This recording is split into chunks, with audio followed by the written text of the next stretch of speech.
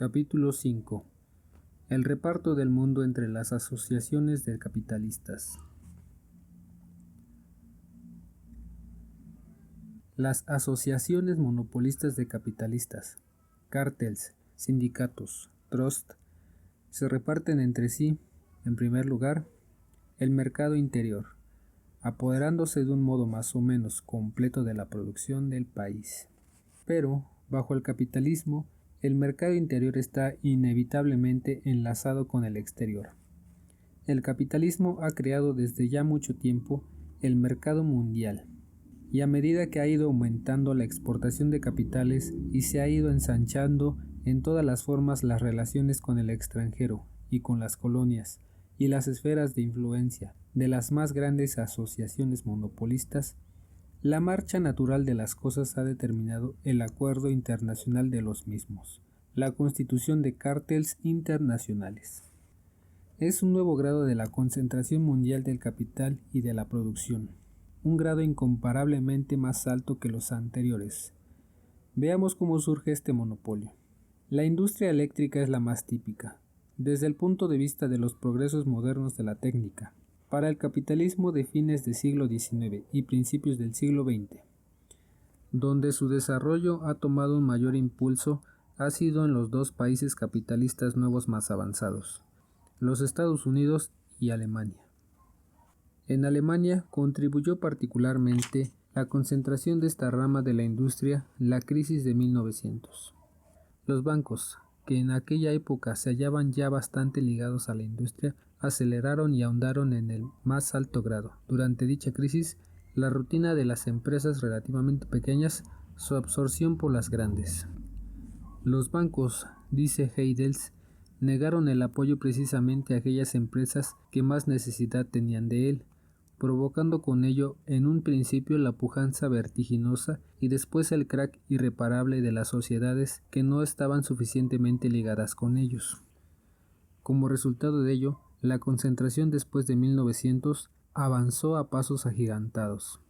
Hasta 1900 había 7 u 8 grupos en la industria eléctrica, con la particularidad de que cada uno de ellos estaba compuesto por varias sociedades. En total habían 28. Y detrás de cada uno habían de 2 a 11 bancos.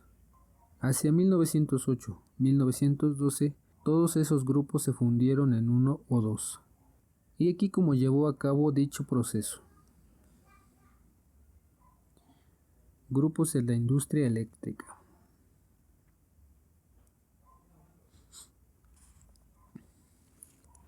La famosa AEG, Sociedad General de Electricidad, que ha ido creciendo de este modo, ejerce el dominio sobre 175 o 200 sociedades por medio de la participación y dispone de un capital total cerca de 1.500 millones de marcos. Solo en el extranjero cuenta con 34 representaciones directas, de las cuales 12 son sociedades anónimas, establecidas en más de 10 países. Ya en 1904 se calculaba que los capitales invertidos por la industria eléctrica alemana en el extranjero ascendían a 233 millones de marcos, de los cuales 62 millones estaban colocados en Rusia. Excusado es decir que la Sociedad General de Electricidad representa en sí una gigantesca empresa combinada. Solo el número de sociedades industriales con que cuentan es de 16, que fabrica los productos más variados, desde cables y aisladores hasta automóviles y aeroplanos. Pero la concentración en Europa ha sido asimismo una parte integrante del proceso de concentración en América. He aquí cómo se ha desarrollado.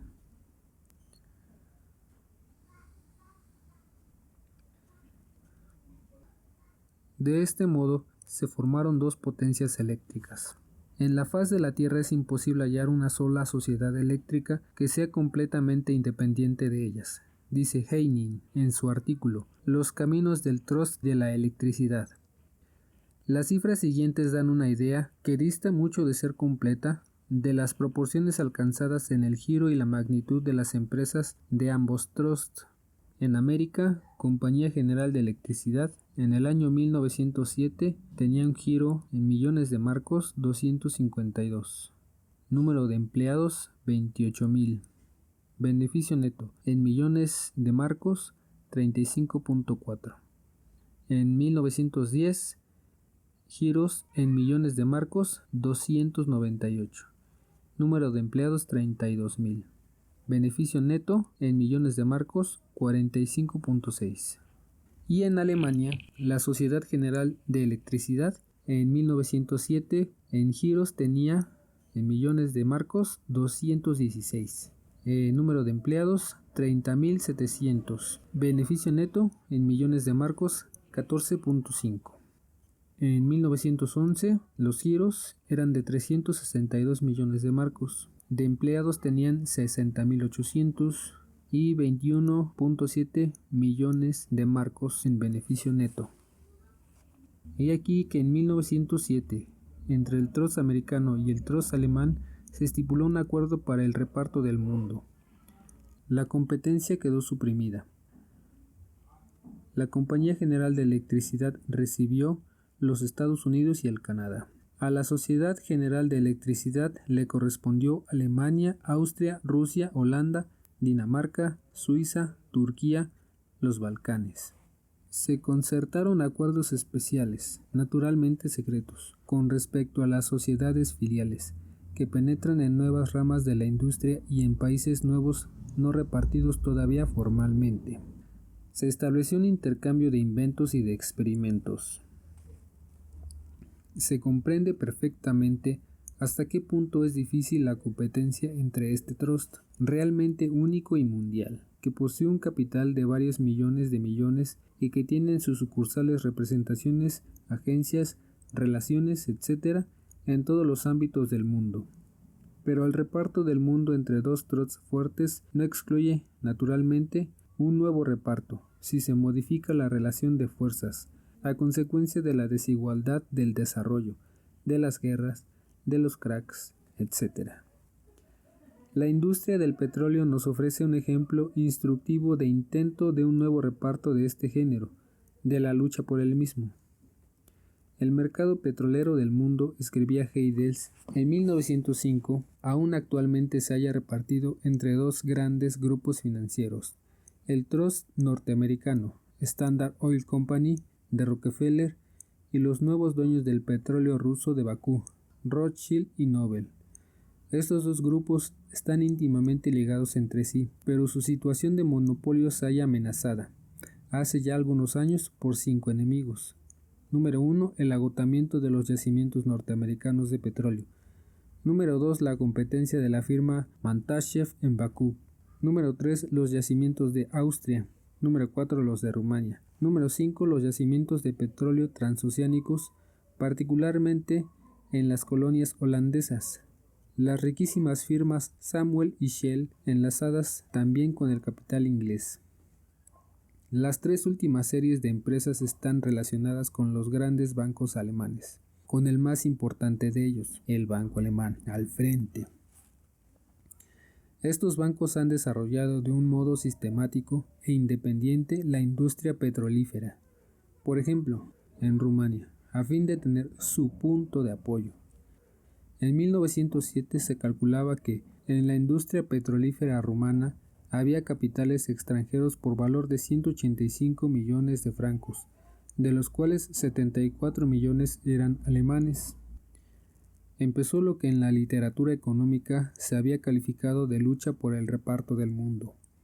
Por una parte, Standard Oil Company de Rockefeller, deseando apoderarse de todo, fundó una sociedad filial en la misma Holanda, adquiriendo los yacimientos de la India holandesa y aspirando de este modo a asentar el golpe a su enemigo principal, el Trust alemán británico Shell. Por otra parte, el Banco Alemán y otros bancos berlineses dirigían todos sus esfuerzos a salvaguardar para sí Rumania y unirla a Rusia contra los Rockefeller. Este último poseía un capital incomparablemente más cuantioso y una magnífica organización del transporte y del abastecimiento del petróleo de los consumidores. La lucha debía terminar y terminó en 1907 con la derrota completa del Banco Alemán, al cual le quedaban dos caminos: o liquidar con millones de pérdidas sus intereses petrolíferos o someterse. Escogió el segundo y pactó un acuerdo muy poco ventajoso para él con el Standard Oil Company.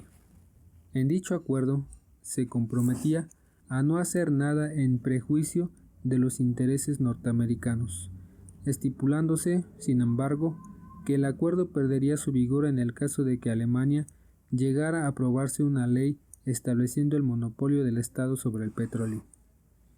Entonces empieza la comedia del petróleo. Uno de los reyes financieros de Alemania, von Gürner, director del Banco Alemán, por mediación de su secretario privado, Strauss, organiza una campaña de agitación en favor del monopolio del petróleo.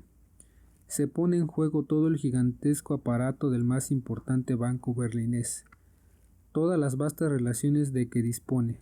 La prensa se llena de gritos patrióticos contra el yugo del trust norteamericano, y el Reichstag, casi por unanimidad, adopta el 15 de marzo de 1911 una resolución invitando al gobierno a elaborar un proyecto de monopolio del petróleo.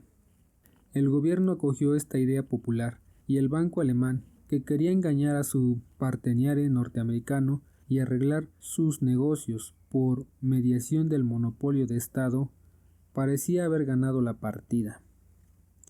Los reyes alemanes del petróleo se frotaban ya las manos de gusto pensando en sus beneficios gigantescos, que no serían inferiores a los de los azucareros rusos. Pero, en primer lugar, los grandes bancos alemanes se malquistaron entre sí a causa del reparto del botín, y la sociedad del descuento puso al descubierto las miras interesadas del banco alemán. En segundo lugar, el gobierno se asustó ante la idea de una lucha contra los Rockefeller, pues era muy dudoso que Alemania pudiera procurarse petróleo sin contar con él. La productividad de Rumania no es muy considerable. En tercer lugar, casi al mismo tiempo, en 1913, se votaba un crédito de 1.000 millones para los preparativos de la guerra de Alemania. El proyecto de monopolio fue aplazado. Por el momento, el Standard Oil Company de Rockefeller salió victorioso de la lucha. La revista berlinesa Die Bank escribía a este propósito que Alemania no podría luchar contra Standard Oil Company, más que introduciendo el monopolio de la electricidad y convirtiendo la fuerza hidráulica en electricidad barata.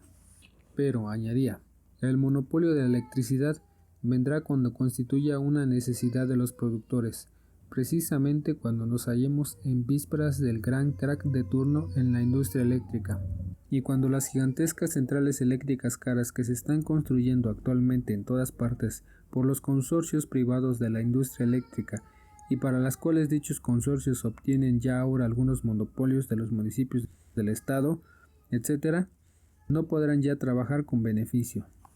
Entonces será necesario poner en marcha las fuerzas hidráulicas, pero no será posible convertirlas en electricidad barata por cuenta del Estado, sino que será preciso entregarlas también a un monopolio privado controlado por el Estado, pues la industria privada ha concentrado ya una serie de transacciones y estipulado grandes indemnizaciones. Así ocurrió con el monopolio de la potasa, así sucede con el monopolio del petróleo, así será con el monopolio de la electricidad. Es hora ya de que nuestros socialistas de Estado, que se dejan deslumbrar por principios brillantes, comprendan por fin que, en Alemania los monopolios no han perseguido nunca con fin ni han dado como resultado proporcionar beneficios a los consumidores, o, por lo menos, poner a disposición del Estado una parte de los beneficios patronales, sino que han servido para sanear, a costa del Estado, la industria privada, que ha llegado casi al borde de la bancarrota. Estas son las confesiones preciosas que se ven obligados a hacer los economistas burgueses de Alemania.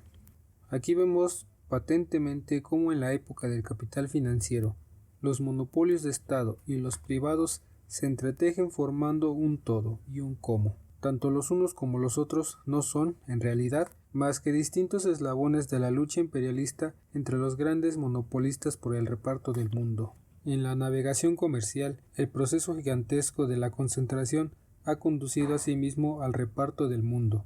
En Alemania se han destacado dos grandes sociedades, Hamburg America Linie y el Lloyd de la Alemania del Norte, ambas con un capital de 200 millones de marcos, acciones y obligaciones, cada una de ellas poseyendo buques con un valor de 185 a 189 millones de marcos.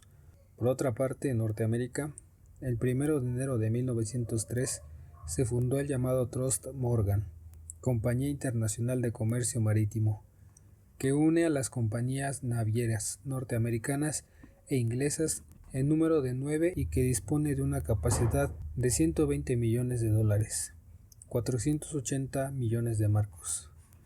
Ya en 1903, entre los colosos alemanes y el Trust angloamericano se concentró un tratado sobre el reparto del mundo en relación con el reparto de los beneficios. Las sociedades alemanas renunciaron a la competencia en los transportes entre Inglaterra y Norteamérica. Se fijó de un modo preciso los puertos reservados a cada uno. Se creó un comité de control común, etc. El tratado fue concertado para 20 años, con la prudente reserva de que perdería su vigor en casos de guerra. Es también extraordinariamente instructiva la historia de la constitución del Cártel Internacional del Rail.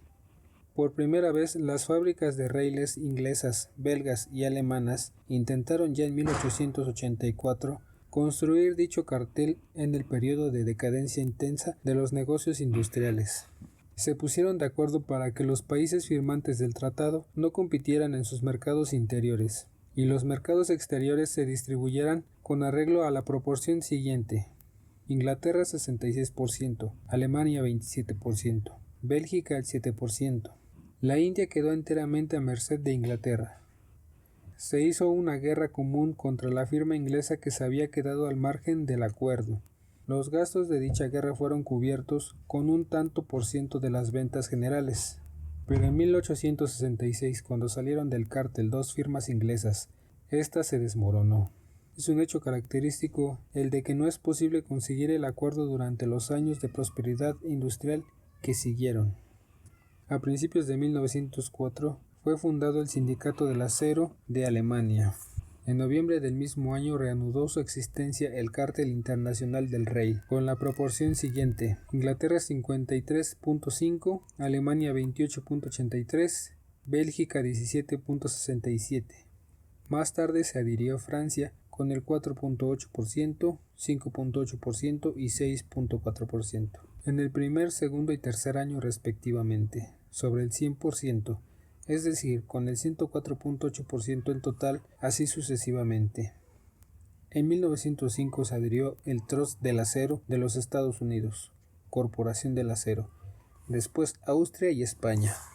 En el momento actual, decía Bolkestein en 1910, el reparto del mundo está terminado, y los grandes consumidores, en primer lugar, los ferrocarriles del Estado, pueden vivir, puesto que el mundo ya está repartido, sin tener en cuenta sus intereses, como el poeta de los cielos de Júpiter. Recordemos también que el Sindicato Internacional del Zinc, fundado en 1909, que distribuyó exactamente el volumen de la producción en 3 grupos de fábrica: alemanas, belgas, francesas, españolas, inglesas. Después el Trust Internacional de la Pólvora, esa estrecha asociación completamente moderna, según las palabras de Liefman, entre todas las fábricas alemanas de explosivos, que más tarde, juntas con las fábricas de dinamita francesa y norteamericanas, organizadas de un modo análogo, se han repartido, por decirlo así, todo el mundo. Según Liefman, en 1897 había cerca de 40 cárteles internacionales con la participación de Alemania, y en 1910 ya había cerca de un centenar. Algunos escritores burgueses, a los cuales se ha unido ahora Kautsky, ha traicionado completamente su posición marxista. Por ejemplo, de 1909, ha expresado la opinión de que los cárteles internacionales, siendo como son una de las expresiones de mayor relieve de la internacionalización del capital, permiten abrigar la esperanza de la paz entre los pueblos bajo el capitalismo. Esta opinión es desde el punto de vista teórico completamente absurda, y desde el punto de vista práctico un sofisma, un medio de defensa poco honrado del oportunismo de la peor especie. Los cárteles internacionales muestran hasta ahora qué grado han crecido ahora los monopolios capitalistas y cuáles son los objetivos de la lucha que desarrollan entre los grupos capitalistas. Esta última consecuencia es la más importante. Solo ella nos aclara el sentido histórico-económico de los acontecimientos, pues la forma de lucha puede cambiar y cambia constantemente como consecuencia de diversas causas, relativamente particulares y temporales, pero la esencia de la lucha, con su contenido de clase, no puede cambiar, mientras subsistan las clases. Se comprende que los intereses de la burguesía alemana, por ejemplo, a la cual se ha pasado en realidad Kautsky en sus razonamientos teóricos, como veremos más abajo, convenga hablar el contenido de la lucha económica actual por el reparto del mundo y subrayar ya la otra forma de dicha lucha. Este es el mismo error en que incurre Kautsky y trata, naturalmente, no solo de la burguesía alemana, sino de la burguesía internacional. Los capitalistas reparten el mundo, no como consecuencia de su particularidad perversa, sino porque el grado de concentración a la que ha llegado les obliga a seguir este camino para obtener beneficios, y se lo reparten según el capital, según la fuerza, otro procedimiento de reparto importante en el sistema de producción de mercancías y del capitalismo. La fuerza varía a su vez en consonancia con el desarrollo económico y político. Para comprender lo que está aconteciendo, hay que saber cuáles son los problemas que se solucionan con el cambio de las fuerzas, pero saber si dichos cambios son puramente económicos o extraeconómicos, por ejemplo militares, es una cuestión secundaria que no puede hacer variar en nada la concepción fundamental de la época actual del capitalismo. Sustituir la cuestión del contenido de la lucha y de las transacciones entre los grupos capitalistas por la cuestión de la forma de esta lucha y de estas transacciones, hoy pacífica, mañana no pacífica, pasado mañana otra vez no pacífica, significa descender hasta el papel de los sofistas. La época del capitalismo moderno nos muestra que entre los grupos capitalistas se están estableciendo determinadas relaciones sobre la base del reparto económico del mundo, y que, al mismo tiempo, en conexión con esto, se están estableciendo entre los grupos políticos, entre los estados, determinadas relaciones sobre la base del reparto territorial del mundo, de la lucha por las colonias, de la lucha por el territorio económico.